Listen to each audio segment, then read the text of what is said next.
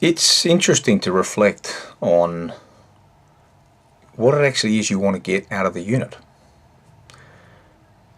Every semester, maybe you get 3, 4 units that you're going to do, and the assumption is that the learning outcomes will be the focus of what you would learn from the unit.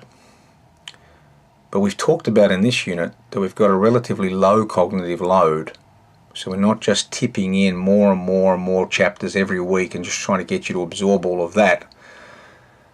We want you to actually experience the challenge, a bit of a journey of actually finding a real context, connecting to yourself to that via using your group's social and financial and human capital, and then actually having an opportunity to wear, in some sense, the entrepreneur's shoes, right?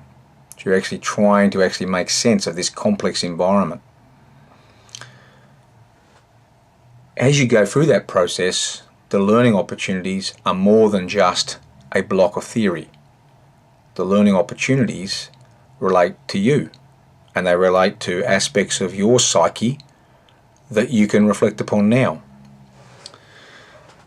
So one of the things that I'd love you to think about is the weaknesses that you have. We all have them, right?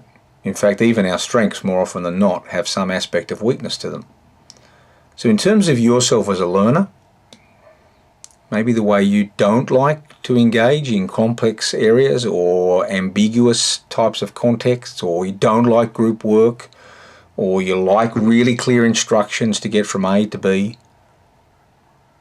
Think about those as potential weaknesses that you could be factoring in and working on this semester. Yeah?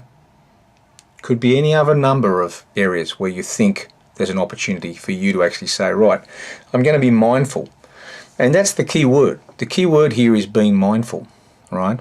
Because when you're being mindful of something, you're half a chance to improve upon it. You're half a chance to develop some self-awareness and knowledge around that area. So that's the first one, thinking about your weaknesses.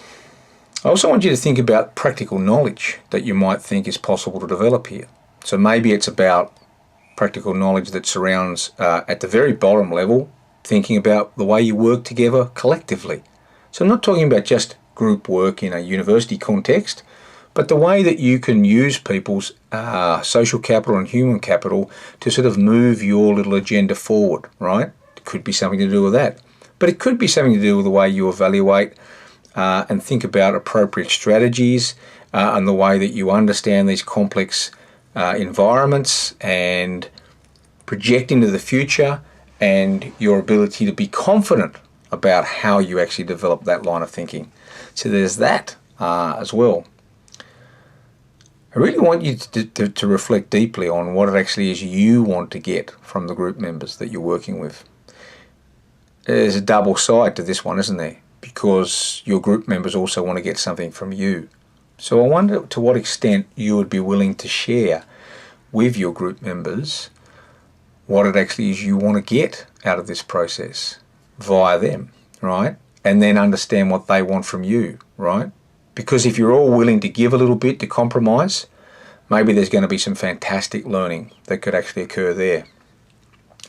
That also relates to the fourth issue, which is, what you actually want to learn about your group members, right? So the learning doesn't have to be restricted to the theory and to the context. It can also be related to the actual participants that you're working with. Because thinking about them and wanting to learn about how they cope with this process and what they've got to contribute to it provides another opportunity for you to learn about yourself, right? Some of the best partnerships I've been in life have been where I've been working with someone who's the total opposite, right? Someone who's really organised, but maybe doesn't have a real flair for just coping with crazy ideas on the drop of a hat. But if I bring those skills in with this person, you work together, wow, that could be a pretty cool team. So what is it about your group members, in the sense of what you have to complement each other, which might provide you with an understanding of how you can be more effective in different contexts because you're tapping into something that maybe isn't one of your strengths? And finally, and this will obviously come out again in your personal learning statement at the end of the semester, what about you as a learner, okay? how can you engage in this process and become a better learner? All right. So there's an opportunity for you to here to also be stepping back from the whole process and thinking, okay, so I've got these tasks I've got to go and do, and I'm going to work with these people, and we've got these theoretical ideas that are sort of sprinkled in across the top of this as we're going through it. But what about me as a learner? All right.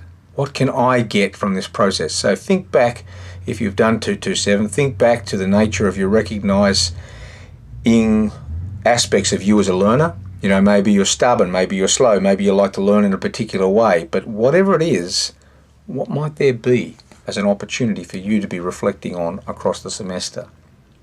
Now, I've asked you to do this now because I'd like you to actually have it there, written down, something that you actually commit to, that you can come back and reflect on at the end of the semester. Okay, so it's a very deliberate process rather than something after the event.